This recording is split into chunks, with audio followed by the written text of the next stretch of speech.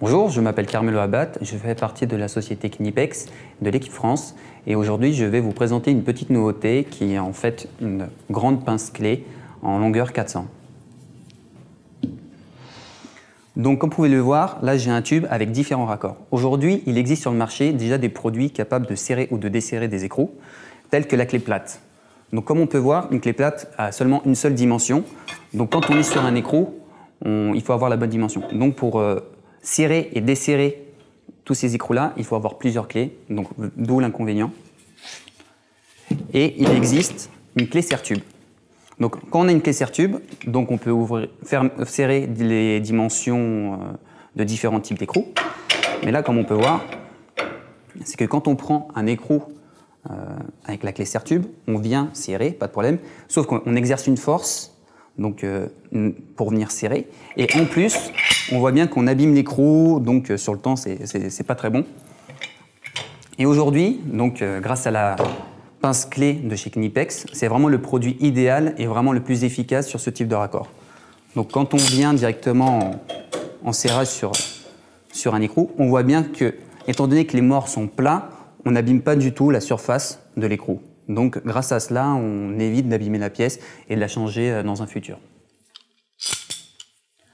Donc comme on le sait, sur le marché, il existe différents types de raccords, donc des raccords plastiques, bronze et laiton. Et pour éviter d'abîmer ce type d'écrou, donc il nous faut une clé plate, donc avec des morts plats. Quand on est sur différents écrous de différentes dimensions, aujourd'hui, on prend de la clé plate, mais le problème de la clé plate, c'est qu'il en faut plusieurs, donc des coûts beaucoup plus onéreux. Et lorsqu'on prend une clé à griffe, une clé serre-tube, le problème c'est qu'on vient en fait en réglage au pas de vis. Et là, on perd de temps au niveau du réglage. Alors qu'avec la pince clé, il suffit de mettre une pression sur le bouton et là on vient directement en grande ouverture, en réglage. Et en plus, on a 25 positions de réglage, donc un réglage beaucoup plus fin. Donc quand on est sur différents diamètres d'écrou, par exemple, j'arrive là, hop, ça y est, je suis déjà réglé. Après, sur un écrou de grande dimension, voilà, je l'ai déjà pris, je suis serré. Donc, grâce à cette pince-là, on peut prendre différents types d'écrous et de différentes dimensions sans les abîmer et pour avoir un réglage beaucoup plus rapide.